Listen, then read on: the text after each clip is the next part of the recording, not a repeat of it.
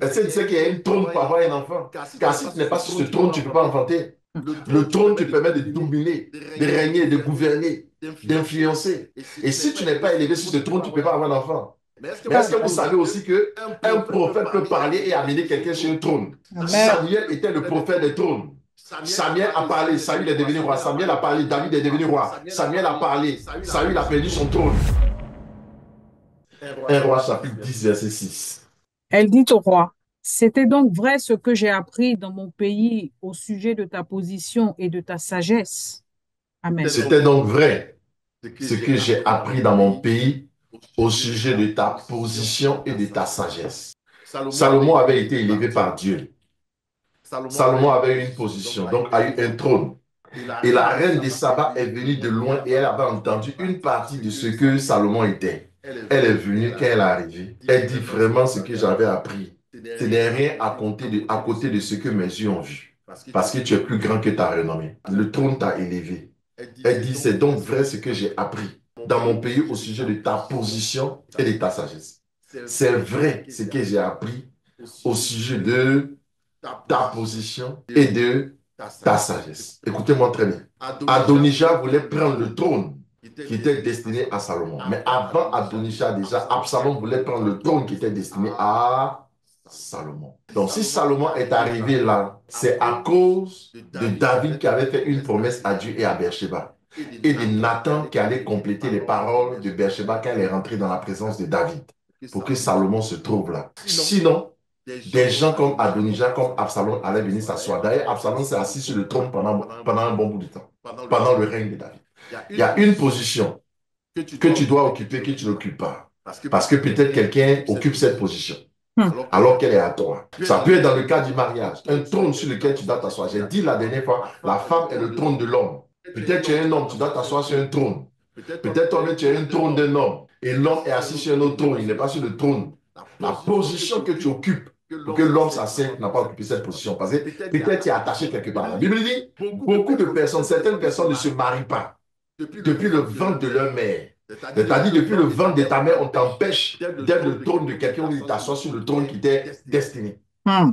On dit, certains ne se marient pas à cause de la méchanceté des hommes. Hmm. Il y a des gens qui, par leur méchanceté, veulent t'empêcher de t'asseoir sur ton trône ou veulent t'empêcher d'être le trône qui élève quelqu'un. Et il y a d'autres qui ne se marient pas à cause du royaume. C'est le royaume qui fait que ces personnes ne se marient pas. Écoute-moi très bien. Il y a beaucoup de raisons pour lesquelles toi, tu peux ne pas être marié. Si ce n'est pas le royaume qui fait que tu n'es pas marié, c'est qu'il y a un problème. Ça veut dire qu'il y a quelque chose qui occupe ton trône. Il y a quelqu'un qui occupe ton trône. Il y a quelqu'un qui a déplacé le trône sur lequel tu dois t'asseoir. Ou bien qui a lié la personne qui doit s'asseoir sur le trône que tu es et tu n'arrives pas à te marier. Peut-être que tu dois avoir un enfant ou des enfants. Mais il peut te dire que même pour avoir un enfant, est-ce que tu sais que c'est un trône? Est-ce que tu sais qu'il y a un trône pour avoir des enfants? Est-ce que tu sais qu'il y a un trône pour avoir un enfant? Car si tu n'es pas sur ce trône, tu ne peux pas enfanter. Le trône te permet de dominer, de régner, de gouverner, d'influencer. Et si tu n'es pas élevé sur ce trône, tu ne peux pas avoir d'enfant. Mais est-ce que vous savez aussi qu'un prophète peut parler et amener quelqu'un sur un trône? Amen. Samuel était le prophète des trônes.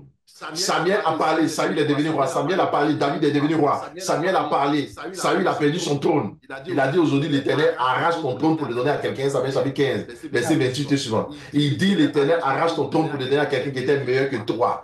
Samuel peut faire et défaire le roi, peut mettre sur un trône et enlever du trône. Est-ce que tu Attention. comprends? Gad était un prophète aussi des trônes. Il parlait au roi. Nathan était un prophète des trônes. Dites-nous aussi un prophète des trônes. Je te parle de Amen. quelque chose. Je peux te positionner là où les gens ne voulaient pas que tu sois Amen. positionné. Amen. Alléluia. Amen. Il y a longtemps, il y a quelqu'un qui est assis sur toi. Il ne veut pas que tu t'élèves. Il ne veut pas que tu règnes. Il ne veut pas que tu prennes la position que Dieu veut. Aujourd'hui, il veut faire que ça va changer. La reine des sabbats est venue. Elle a vu la position de Salomon. Mais vous savez, le mot en hébreu qui est traduit en français par position, vous savez c'est quoi? Ce mot-là, c'est d'abord. Même si les sorciers de ton village ne le veulent pas, même si tes ennemis ne le veulent pas, même si tes démons, les démons ne veulent pas, même si les esprits de la maison de ton père, si le puissant de la maison de ton père, si l'homme fort de la maison de ton père ne veut pas, Yes. moi je vais te d'abattre, je vais te Amen. positionner là où tu dois être Tabac-moi, positionné. papa. Oh, tu n'as pas compris, hein? Jéroboam rencontre Agida dans les champs. Il passait dans les champs. Et puis Jéroboam a pris son manteau neuf. Il a divisé en 12 morceaux. Il a pris un morceau. Il dit, prends les 10 morceaux. Il a pris 10 morceaux et puis il a pris 2 morceaux. C'est 2 morceaux-là. Ça là, Dieu garde ça à cause de David. Mais toi, comme tu as pris les 10 morceaux-là, tu vas t'asseoir et régner sur les 10 tribus d'Israël. Son manteau, c'est son onction. Est-ce que vous savez que l'onction d'un homme de Dieu a la capacité de te donner un trône? Je ne sais pas si tu as compris ce qu'ils sont en train de dire. Amen. Ne vis pas ta vie là seulement en priant. Tu sais ce que ça veut dire? Je vais te montrer aujourd'hui le secret de la prière. Je vais te parler aussi je vais te parler des limites de la prière. On dit tout ce que vous demanderez dans la prière, croyez que vous l'avez obtenu et cela vous sera accordé. On précise tout ce que vous demandez dans la prière parce qu'il y a des choses qu'on demande en dehors de la prière. Sinon, on aurait dit tout ce que vous demandez. Si c'était seulement dans la prière, on n'a pas besoin de préciser dans la prière. C'est parce qu'il y a des choses qu'on demande en dehors de la prière. On vous a appris à demander seulement dans la prière. Il y a des choses qu'on demande en dehors de la prière. Ouais. Il y a des choses qu'on obtient en dehors de la prière. Pour échapper au déluge là, c'est pas la prière. Noé doit aller sur la montagne, couper le bois, partir large, ça lui demande beaucoup d'argent pour être sauvé, rien que pour être sauvé. Il va mettre enduit de bitume, tout ça là, ça coûte l'argent, le bitume, tout ça là, il va investir. Tu vois ta vie? Souvent Dieu va te délivrer vos pays, mais ton problème, tu n'es pas prêt à mettre ta main dans ta poche pour faire offrande. Avec ton argent, c'est maman. Quand il rentre dans ta poche, tu vois ton Dieu, tu vois ton maître, ton Seigneur. Donc tu ne vas pas le faire sortir. Parce que personne n'a envie d'exposer son Seigneur. C'est ton problème qui est là. Tu as raté beaucoup de miracles, beaucoup de positions de trône à cause de ça. L'argent n'est rien du tout. Si tu considères l'argent, l'argent ne peut pas venir vers toi. C'est moi qui te dis ça.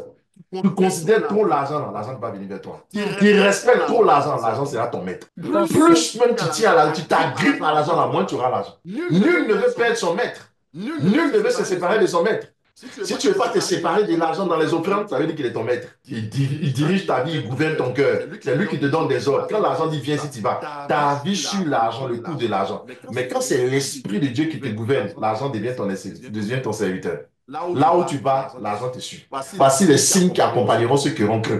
Tu crois, tu vas, l'argent te suit. Les signes, ça fait partie des signes, ça te suit.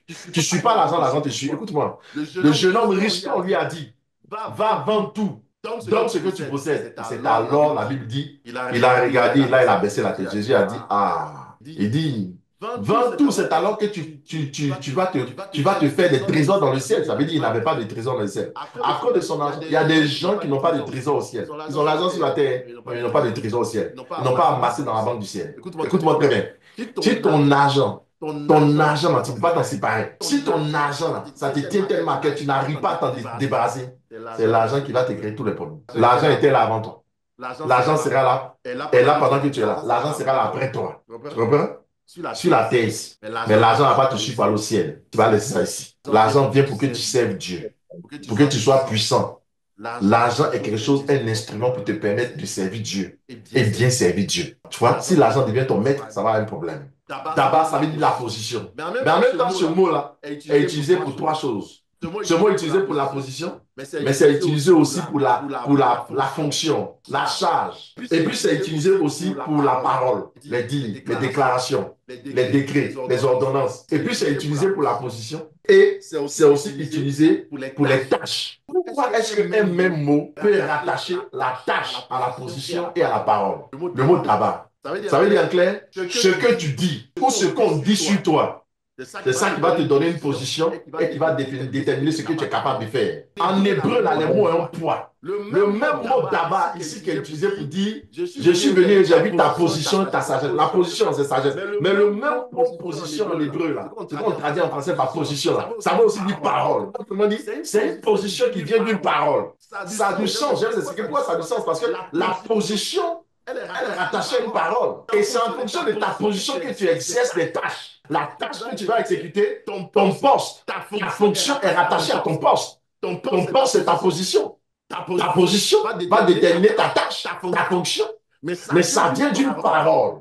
C'est pour ça qu'il n'y a pas de position sans parole. Autrement dit, on peut parler sur ta vie et modifier ta position. Est-ce qu'il n'y a pas là quelqu'un? Ce mot-là, la racine de ce mot, ça vient des verbes. La racine de ce mot d'abal, qui veut dire position, qui veut dire tâche, qui veut aussi dire parole, dire déclaration, décret. Ça veut dire quoi? En fait, ce mot veut dire parler, ça veut dire déclarer, ça veut dire ordonner, ça veut dire permettre, ça veut dire être averti, ça veut dire menacer, ça veut aussi dire chanter. Autrement dit, en réalité, La position que tu as est la conséquence d'une parole qui a été déclarée sur toi. La position que tu as est soutenue par une parole. La Bible dit Dieu soutient toutes choses par sa parole puissante. Autrement dit, la position que tu as dans le spirituel est soutenue par une parole. C'est la raison pour laquelle Samuel qui a parlé a permis à Saül d'occuper une position. Mais quand le même Samuel a parlé, Saül a perdu sa position. Parce que le trône, en fait, de Saül était dans la bouche de Samuel. Yes. Le trône de Saül était dans la bouche de Samuel.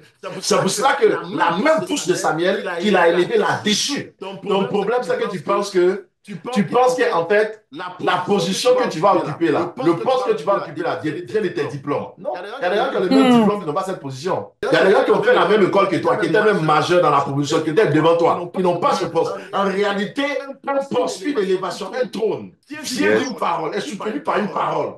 Et en vérité. C'est une bouche qui a donné à Salomon la position. Et quelle est cette bouche? C'est la bouche de Nathan. Car c'est Nathan qui a dit, il a dit à Beersheba, de David, lorsque tu parleras, je vais compléter tes paroles. Je bénirai tes paroles. Tu as la promesse, Salomon a la promesse, mais il faut quelqu'un pour bénir. C'est pour ça que la Bible nous dit qu'il fallait Melchisedec pour bénir le père des promesses, Abraham. Autrement dit, c'est le père des promesses, Abraham, qui se trouve devant Melchisedec, qui le bénit quand il donne la dîme. Alors il lui donne la royauté et lui donne le sacerdoce. Il fait rentrer la royauté, il fait rentrer le sacerdoce dans le sang d'Abraham et il établit roi Abraham. Je vais te dire quelque chose. Hein. Si tu comptes trop sur tes diplômes, tu seras frustré.